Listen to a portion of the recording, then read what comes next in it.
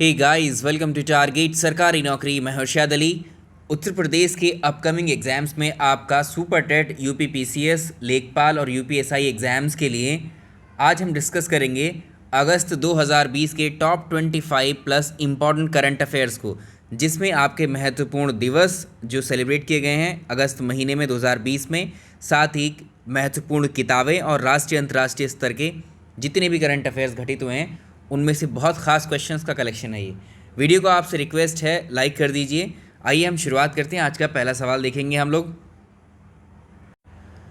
सवाल नंबर पहला है कि 20 अगस्त 2020 को आवास और शहरी मामलों के मंत्रालय द्वारा वार्षिक स्वच्छता शहरी सर्वेक्षण का 5वां संस्करण, जिसका नाम है स्वच्छ सर्वेक्षण 2020, बहुत इम्पॉर्टेंट है ये जारी किया गया। इससे संबंधित निम्न कथनों पर आप विचार कीजिए और बताइए कि कौन से सही हैं।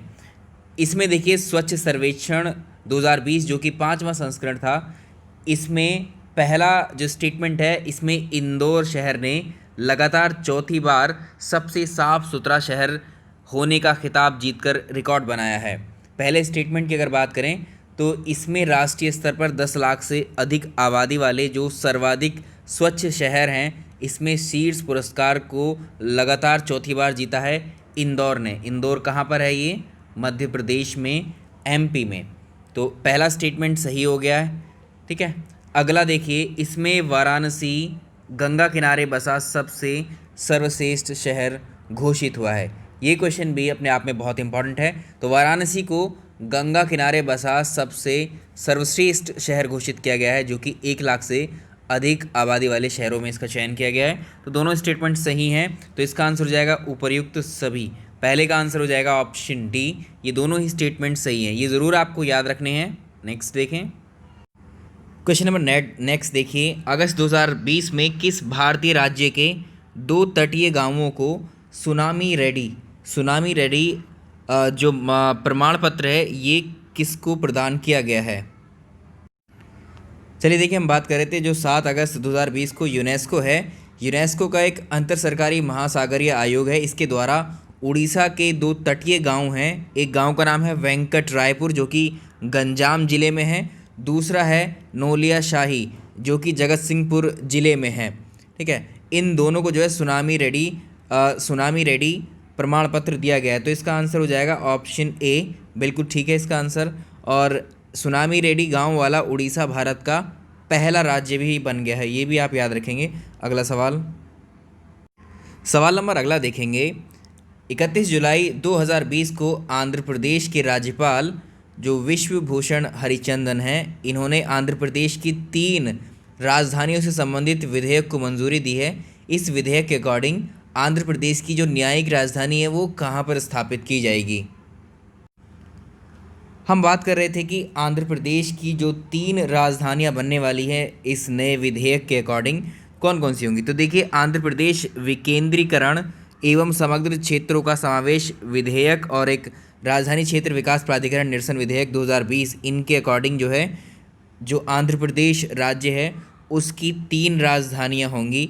अमरावती जो कि अभी निर्माणाधीन है, ये विधायी राजधानी होगी आंध्र प्रदेश की। विशाखापट्टनम कार्यकारी राजधानी होगी और कुर्नूल जो है ये न्यायिक राजधानी। आपसे पूछा गया है कि इसकी न्यायिक राजधानी कौन सी होगी, तो आप इसका आंसर करेंगे सी ऑप्शन, कुर्नूल। ठीक है, कुर्नूल इसकी जो है ये इसकी न्यायिक राजधानी हो जाएगी आंध्र प्रदेश की। अगला सवाल, चलिए अगला इंपॉर्टेंट क्वेश्चन देखिए। 13 अगस्त 2020 को माउंट सिनाबुंग ज्वालामुखी में पुनः उद्गार हुआ है, विस्फोट हुआ है। ये ज्वालामुखी किस देश में है? इंपॉर्टेंट क्वेश्चन है, ये बन सकता है एग्जाम में, आ सकता है क्वेश्चन। तो जो इंडोनेशिया है, इंडोनेशिया आप जानते हैं आइलैंड है बहुत सारे इंडोनेशिया में। तो एक आइलैंड है इसमें सुमात्रा द्वीप या सुमात्रा आइलैंड, इस पर ही स्थित है माउंट सिनाबुंग ज्वालामुखी। तो इसका आंसर हो जाएगा ऑप्शन सी। ऑप्शन सी इसका सही आंसर होगा। अब ये जो है 400 वर्षों से ज़्यादा ये निष्क्रियता के बाद में ये ज्वालामुखी 2010 में सक्रिय हुआ था, और 2010 के बाद इसमें 2014 में, फिर 2016 में इस ज्वालामुखी में उद्गार हो चुका है। ठीक है, तो इसका आंसर हो जाएगा ऑप्शन सी। और ये कहाँ पर है? इंडोनेशिया में। इंडोनेशिया में कहाँ पर? इसका आंसर भी आप कर पाएंगे, ये सुमात्रा द्वीप या सुमात्रा आइलैंड में है। तो इसका आंसर सी। अगला सवाल, सवाल नंबर नेक्स्ट रहेगा, 30 जुलाई 2020 को ब्रिक्स पर्यावरण मंत्रियों की छठी बैठक वीडियो कॉन्फ्रेंस के माध्यम से किस देश की अध्यक्षता में संपन्न हुई थी? अगर हम बात करें ब्रिक्स पर्यावरण मंत्रियों की जो छठी बैठक हुई है, यानी six BRICS environment ministers meeting साल 2020 की, इसकी अध्यक्षता की है रशिया ने। तो इसका आंसर हो जाएगा ऑप्शन डी, रूस या रशिया। और अगली जो मीटिंग होगी 2021 की, उसको भारत होस्ट करेगा, यानी भारत उसकी जो है अध्यक्षता करेगा।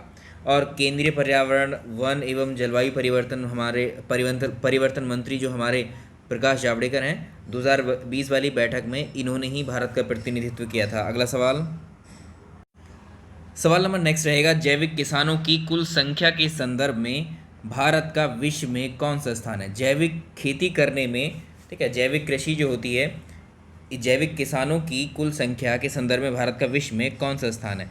इसको याद रखिए, इंपॉर्टेंट है, इसमें भारत का पहला स्थान रहा।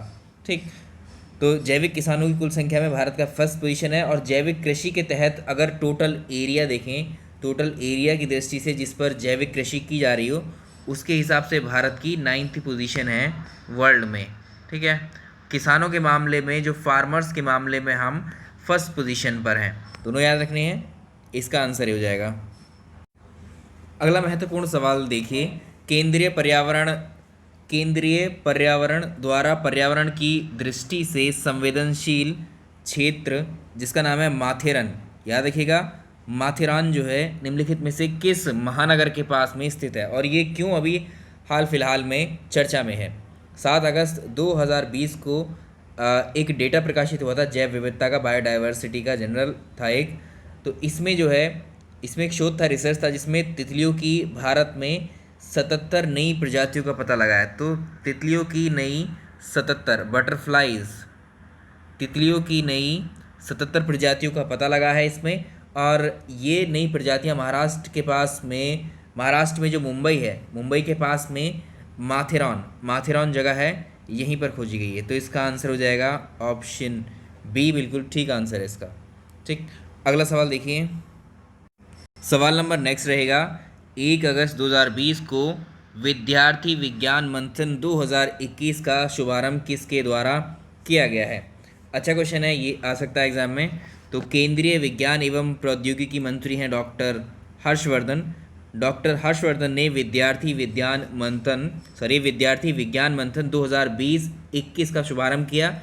ये पहल किस लिए है क्या चीज़ ये विद्यार्थी विज्ञान मंथन? ये कक्षा 6 से लेकर के कक्षा 11 तक के जो स्कूल के छात्र होते हैं, कक्षा 6 से 11 तक, ये भी पूछ सकता है पर्पस क्यों है। तो कक्षा 6 से 11 तक के इस सभी स्कूल के जो छात्र हैं, उनमें विज्ञान को लोकप्रिय बनाने के लिए एक राष्ट्रीय कार्यक्रम है ये विद्यार्थी विज्ञान मंथन 2020-21। तो याद रखेंगे इसको।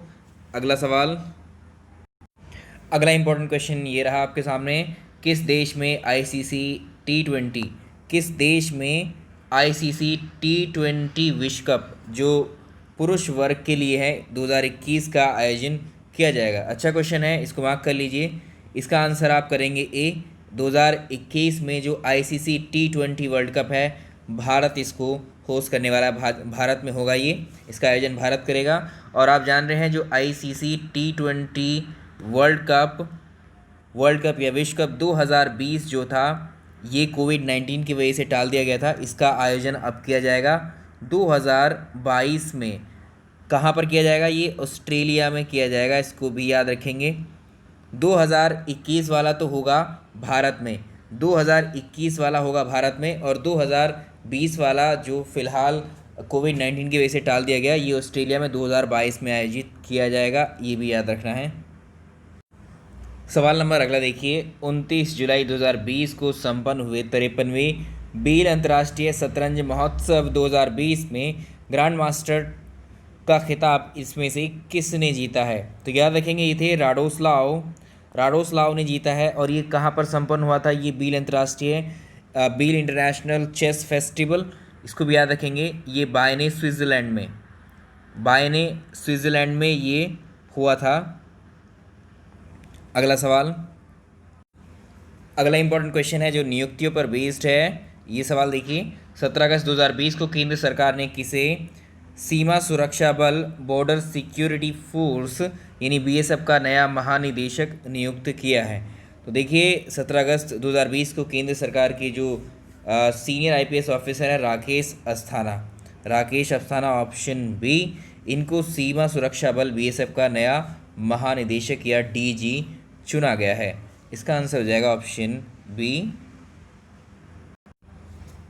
जो एस्पिरेंट्स अभी आर ओ का एग्ज़ाम दिया होगा 2016 वाला, और अभी उनको लग रहा है कि उनका एग्ज़ाम अच्छा हुआ है, तो आपके लिए प्रैक्टिस बैच एक लॉन्च किया है अकेडमी ने आर ओ मेंस के लिए, जो कि 12 अक्टूबर से शुरू हो रहा है। इसको आप ज्वाइन कर सकते हैं, इस बैच को 12 अक्टूबर को ये बैच आपका स्टार्ट हो जाएगा, तो इसको आप चाहें तो ज्वाइन कर सकते हैं। इसमें जो है विपुल सर हैं, धनंजय सर हैं, ये सब फैकल्टीज़ आपको मेंस की प्रैक्टिस कराएंगे, और इसमें जो है मॉक टेस्ट भी रहेंगे, और इसमें जो डाउट सेशंस हैं आपके वो सारे शामिल रहेंगे। किस तरह से आप मेंस की स्ट्रैटेजी को अपनाएंगे वो सारा डिस्कशन इस बैच के अंदर रहेगा। तो 12 अक्टूबर को ये बैच जो है स्टार्ट हो रहा है, आप इसमें एनरोल कर सकते हैं। डिस्क्रिप्शन में लिंक है आपके लिए, वहाँ से जाके और सारी डिटेल्स आप देख सकते हैं।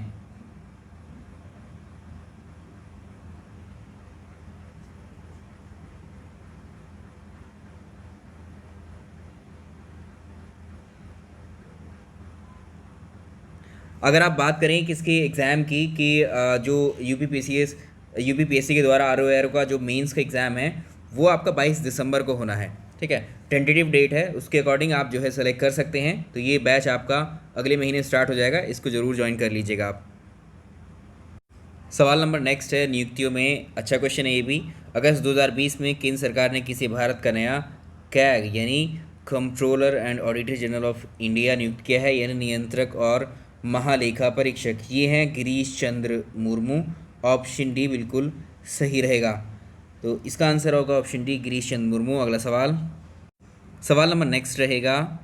12 अगस्त 2020 को केंद्र सरकार ने भारतीय प्रतिभूति और विनिमय बोर्ड सेबी के अध्यक्ष अजय त्यागी के कार्यकाल को कितने माह तक बढ़ाया है? तो इनका जो कार्यकाल है उसका एक्सटेंशन हुआ है 18 मंथ का, 18 महीने का। ए ऑप्शन सही है। ये क्वेश्चन भी अपने आप में इम्पोर्टेंट हो जाता है। 6 अगस्त 2020 को राष्ट्रपति रामनाथ कोविंद ने किसको जम्मू कश्मीर का नया उपराज्यपाल नियुक्त किया है? ये आप जानते हैं इनको, ये है मनोज सिन्हा। ऑप्शन बी सही आंसर है, मनोज सिन्हा। सवाल नंबर अगला देखेंगे हम। किसी वर्ष 2020 के प्रतिष्ठित इंटरनेशनल बुकर प्राइज से सम्मानित किया गया है? इंपॉर्टेंट क्वेश्चन है, ये क्वेश्चन ज़रूर आएगा। चलिए इस सवाल का आंसर हो जाएगा ऑप्शन बी। सवाल का आंसर रहेगा ऑप्शन बी। तो इसमें जो है 2020 का इंटरनेशनल बुकर प्राइज़ या इंटरनेशनल बुकर प्राइज़ इसको आप बोलते हैं, ये नीदरलैंड की लेखिका हैं जिनका नाम है मारिके लुकास, इनको दिया गया है। और ये इस पुरस्कार को पाने वाली सबसे कम उम्र की लेखिका बन गई हैं। और जिस किताब के लिए दिया गया है वो है द डिस्कम्फर्ट ऑफ इवनिंग। तो ये भी याद रखेंगे, इनकी किताब को भी याद रखेंगे, ये भी पूछ सकता है एग्जाम में। क्वेश्चन नंबर नेक्स्ट रहेगा 15। क्वेश्चन नंबर 15 है। 9 अगस्त 2020 को किस राज्य के मुख्यमंत्री ने विश्व आदि दिवस के अवसर पर इंदिरा वन मितान योजना शुरू किए जाने की घोषणा की? तो ये राज्य है छत्तीसगढ़। ऑप्शन ए छत्तीसगढ़ सही आंसर। एक और सवाल है इसी से मिलता जुलता कि अगस्त 2020 में किस राज्य में इंदिरा रसोई योजना शुरू की जाएगी या शुरू की गई? तो देखिए इसमें 20 अगस्त 2020 को राजस्थान सरकार है, ये राजस्थान सरकार के शहरी क्षेत्रों में इंदिरा रसोई योजना शुरू किया गया। और इसके अंतर्गत जो है हर साल 100 करोड़ रुपए सरकार जो है खर्च करेगी, राजस्थान सरकार। तो इसमें जो शहरी लोग हैं उसमें उनको जो है 8 रुपये में जो पौष्टिक भोजन है वो दिया जाएगा, ठीक। तो इस योजना के तहत 100 ग्राम दाल है, 100 ग्राम सब्जी हैं, 250 ग्राम चपाती हैं, और इस तरह से ये डिस्ट्रीब्यूशन किया गया है। अगला सवाल क्वेश्चन नंबर नेक्स्ट देखेंगे। अंतर्राष्ट्रीय युवा दिवस इंटरनेशनल यूथ डे कब सेलिब्रेट किया जाता है? चलिए तो इंटरनेशनल यूथ डे सेलिब्रेट किया जाता है 12 अगस्त को। ऑप्शन इसका ए सही हो जाएगा। इसका थीम पूछ सकता है साल 2020 के लिए, इंटरनेशनल यूथ डे का थीम क्या था? Youth engagement for global action, ये इसका थीम रहा। अगला सवाल, ये भी अच्छा क्वेश्चन एग्जाम में पूछा जा सकता है। विश्व जैव ईंधन दिवस कब मनाया जाता है? चलिए तो देखिए, विश्व जैव ईंधन दिवस ये जो है कब मनाया जाता है? 10 अगस्त को। वर्ल्ड बायोफ्यूल डे 10 अगस्त को सेलिब्रेट किया जाता है, ऑप्शन बी। और इसका थीम पूछ सकता है 2020 के लिए इसका थीम क्या रहा? तो ये भी इंपॉर्टेंट है, बायोफ्यूल टुवर्ड्स आत्मनिर्भर भारत, जैव ईंधन की ओर आत्मनिर्भर भारत, तो इसका थीम था। सवाल अगला देखें। अगला क्वेश्चन भी इंपॉर्टेंट है। 9 अगस्त से 15 अगस्त के बीच में अगस्त क्रांति सप्ताह मनाया जा रहा है या मनाया गया, तो इसमें जो है ये किस स्टेट में मनाया गया? राज्य बताना है आपको। तो ये है राजस्थान, ऑप्शन डी है राजस्थान। जो राष्ट्रपिता महात्मा गांधी हैं, इनकी 150वीं जयंती के अवसर पर जयपुर में अगस्त क्रांति सप्ताह मनाया गया। अगस्त क्रांति सप्ताह 9 अगस्त से 15 अगस्त 2020 तक चला था ये, इसको याद रखेंगे। अगला सवाल, सवाल नंबर अगला रहेगा। एक किताब है, ये पुस्तकें हैं, वन अरेंज्ड मर्डर, इसके लेखक कौन है? याद रखिएगा, चेतन भगत ने लिखी है ये किताब, नई बुक है, बिल्कुल लेटेस्ट। नेक्स्ट देखें, अगली किताब देखिए। एक किताब है Netaji India's independence and British archive के लेखक कौन है? तो ऑप्शन सी देखिए, डॉक्टर कल्याण कुमार डे। डॉक्टर कल्याण कुमार के द्वारा ही लिखी गई है कौन सी किताब? ये Netaji India's independence and British archives.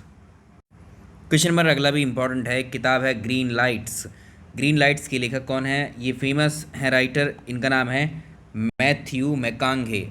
ये जो है ऑस्कर भी मिल चुका है इनको, तो इसका किताब के राइटर ज़रूर याद रखेंगे। नेक्स्ट, इनको ऑस्कर मिला हुआ है, ठीक है, इनको ऑस्कर मिला हुआ है, इनकी किताब है ये ग्रीन लाइट्स। एक और इम्पॉर्टेंट किताब है, ये भी एग्ज़ाम में पूछी जा सकती है, ये है अमेजिंग अयोध्या। इस बुक का टाइटल है अमेजिंग अयोध्या। ये किताब किसने लिखी है? तो इस किताब को लिखा है नीना राय के द्वारा, ठीक है। तो ये नवंबर 2020 में अमेजिंग अयोध्या प्रकाशित की जाएगी, ये वाली किताब, जिसकी राइटर हैं नीना राय। इस किताब में जो अयोध्या के बारे में जो प्रमाणिक जानकारी है वो अवेलेबल हो पाएगी। तो इसका आंसर सी। देखिए, पुस्तकों में से पूछ सकता है आपके एग्ज़ाम में। तो शिखर को छूते ट्राइबल्स, ये किताब किसने लिखी है? ये हैं संदीप मुरारका ने लिखी है शिखर को छूते ट्राइबल्स। अगला सवाल, तो ये हमारा आखिरी प्रश्न था, और इसी के साथ इस करंट अफेयर्स के वीडियो में हम इतने ही क्वेश्चंस को डिस्कस करेंगे। बाकी सितंबर के करंट अफेयर्स को हम अगले वीडियो में डिस्कस करेंगे। तो इस वीडियो को आप लाइक कर दीजिए, अगर आपको पसंद आया इसको शेयर भी कर दीजिएगा। Thank you so much.